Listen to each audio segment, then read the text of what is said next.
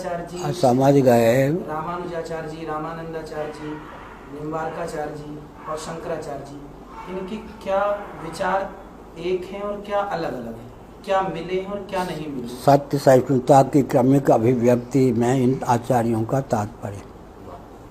श्री रामानुजाचार्य जी को ले लीजिए। द्वैत प्रधान अद्वैत, क्या विशिष्टाद्वैत का अर्थ क्या होता है? द्वैत प्रधान अद्वैत।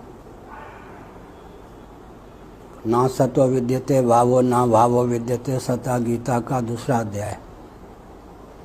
इस पर श्री रामानुजाचार्य का भाष्य देखिए। तो उन्होंने एक सिद्धांत जो पहले से प्रचलित था,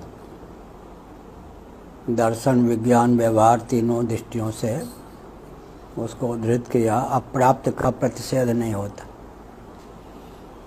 शश सिंह, खरगोश के सिंह आदि होते नहीं, वंध्यापुत्र आदि होते नहीं, तो यहाँ पर निषेध किसका है? अप्राप्त का प्रतिषेध नहीं होता, तो असत शब्द का प्रयोग वंध्यापुत्र आदि के लिए नहीं हुआ है, जगत के लिए हुआ है। उसमें सोने में सुहागा का काम क्या किया उन्होंने?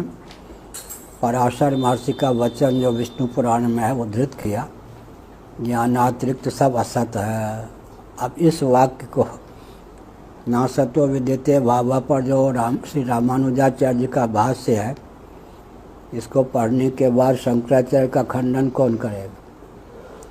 अब सबसे कट्टर द्वैतवादी कौन है? मध्वाचार्य जी, यही ना? मध्वाचार्य जी की बात कहता हूँ। क्षेत्र क्षेत्रज्ञ योरेव मंत्रम ज्ञान चक्षुषा भूत प्रकृति मोक्षं च ये विदुर्यान्ति ते परम, गीता के 13वें अध्याय का अंतिम श्लोक। कट्टर द्वैतवादी मध्वाचार्य ने भूत प्रकृति मोक्षम च का अर्थ वही किया जो शंकराचार्य ने। भूत माने पंचभूत, प्रकृति माने पंचभूतों का भी उपादान, अर्थात आकाश का भी उपादान, पृथ्वी का उपादान जल, जल का उपादान अग्नि, अग्नि का उपादान वायु, वायु का उपादान आकाश। आना चाहो तो सीधे इधर आ जाओ, वहीं से सुनना चाहो। हाँ, तो हमने संकेत क्या किया? पृथ्वी का उपादान जल, जल का तेज, तेज का वायु, वायु का आकाश, आकाश का उपादान फिर क्या लेंगे? 5 4 3 2 1 गुण है आकाश में। आकाश का उपादान वही हो सकता है जो सर्वथा निर्विशेष हो, निर्गुण हो। तो निर्गुण को नहीं मानने पर सगुण की सिद्धि कैसे होगी? इसलिए जगत का अभिन्न निमित्तोपादान कारण, जगत बनाने वाले भी भगवान, जगत बनने भी वाले भगवान।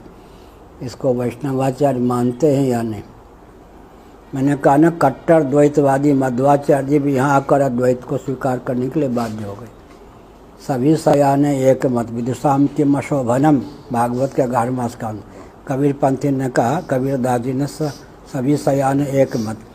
शास्त्रीय सिद्धांत को मानते हैं तो अंत में कहीं ना कहीं शास्त्र के प्रति अपराध न हो जाए, उसी तथ्य को मानना पड़ेगा जो शंकराचार्य ने पहले से लिख दिया। और श्री रामानुजाचार्य इत्यादि मान शंकराचार्य आदि का प्राकट नहीं हुआ था।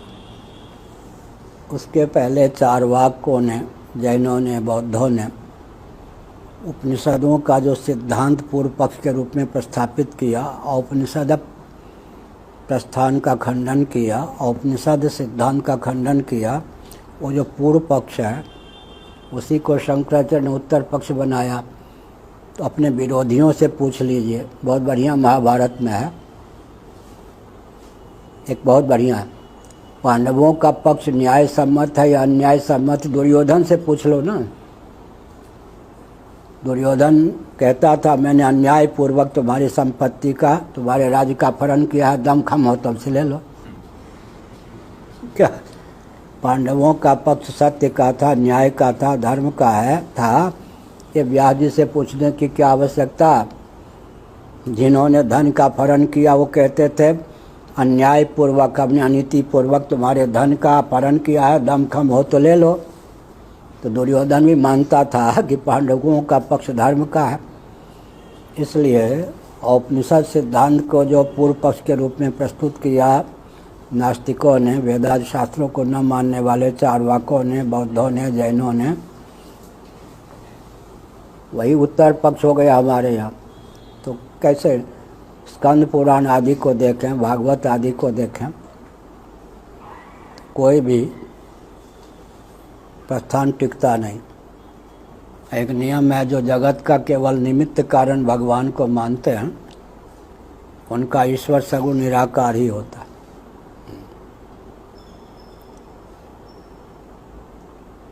फिर गुरुजी जो साकार मंदिरों में जाके पूजा कर... मैंने क्या कहा, पहले इसका अनुवाद तो आप करो। मैंने कहा क्या कहा, भगवान को केवल निमित्त कारण मानते हैं, जगत बनाने वाला मेकर ही मानते हैं, मेटर भी नहीं मानते। मेटर उनका भगवान सगुण निराकार ही होता है। श्री वैष्णव लोग भगवान को सगुण साकार भी मानते हैं, इसलिए वो निमित्त ही नहीं उपादान कारण भी भगवान को मानते हैं। वासुदेवा सर्वमिति मानते या नहीं, सर्वम खलिदम ब्रह्म मानते या नहीं, तो द्वैत कहाँ से आ गया फिर। वासुदेवा सर्वमिति जब मानेंगे, सब महात्मा सुदुर्लभ है। भगवान जगत बनाने वाले ही नहीं, जगत बनने वाले भी हैं, इसी वैष्णव मानेंगे या नहीं। अगर न माने तो आपत्ति क्या होगी। भगवान वस्तुकृत परिच्छेद शून्य नहीं होंगे तो अनंतता सिद्ध नहीं होगी। भगवान जब भगवान जगत बनाते हैं, तदैक्षा तो सईक्षान चक्रे सो कामयत बहुश्याम प्रजाय तद्वा तदात्मानम स्वयंकृत बहुश्याम प्रजाय, ये सब श्रुति मानेंगे या नहीं। तो चरम सिद्धांत द्वैत कैसे रह गया। और निर्विशेष ब्रह्म को नहीं मानेंगे तो सविशेष टिकेगा किसके आधार। सन्निकट निर्विशेष का नाम उपादान होता है, सन्निकट सविशेष का नाम उपादेय होता है। कार्य कारण भाव की यही मीमांसा है। 5 की अपेक्षा 4, 4 की अपेक्षा 3, 3 की अपेक्षा 2, 2 की अपेक्षा 1, 1 की अपेक्षा 0। निर्विशेष आया नहीं। 5 गुण पृथ्वी में, 4 गुण जल में, तेज में 3 गुण, वायु में 2 गुण, आकाश में 1 गुण। आकाश का उपादान वही होगा जो निर्गुण होगा, निर्विशेष होगा। तो गणित की दृष्टि से भी तो ये सब नहीं टिक पाते ना। विशिष्टाद्वैत की बात है। विशेषण किसका व्यावर्तक होता है। विशेषण व्यावर्तक होगा या नहीं। व्यावर्तक होगा। अपना व्यावर्तक होगा या अपने विशेष का। सारा तो विशेषण कोटि प्रविष्ट हो गया भगवान के अतिरिक्त, तो व्यावर्तक किसका होगा। मेरा पक्ष नहीं है। श्री निम्बार्काचार्य जी का, जो निम्बार्क संप्रदाय का यूँ कहें गीता पर भाष्य है, उन्होंने श्री रामानुज महाभाग को पूर्व पक्ष में प्रस्तुत किया कि विशेषण हो गए ना जड़ चेतन भगवान के, तो विशेष भगवान हो गए। विशेषण विशेष दोनों का संबंध होने पर विशिष्ट पदार्थ की सिद्धि होती है। विशेषण तो व्यावर्तक होता है। नीलकमल कहने पर रक्त कमल इत्यादि का व्यावर्तन हो गया, तो व्यावर्त कुछ टिका ही नहीं, तो व्यावर्तन किसका करेगा। ये सब है। तो सत्य सहिष्णुता की क्रमिक अभिव्यक्ति में आचार्यों का तात्पर्य है।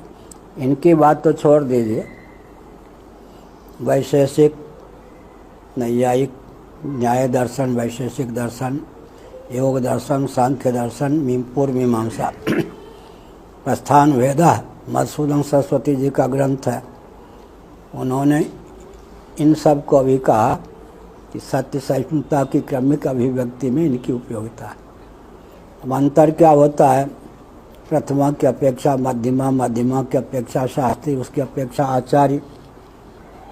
ऐसे यहाँ हाई स्कूल इंटर ले लेंगे, डिग्री कॉलेज ले लेंगे।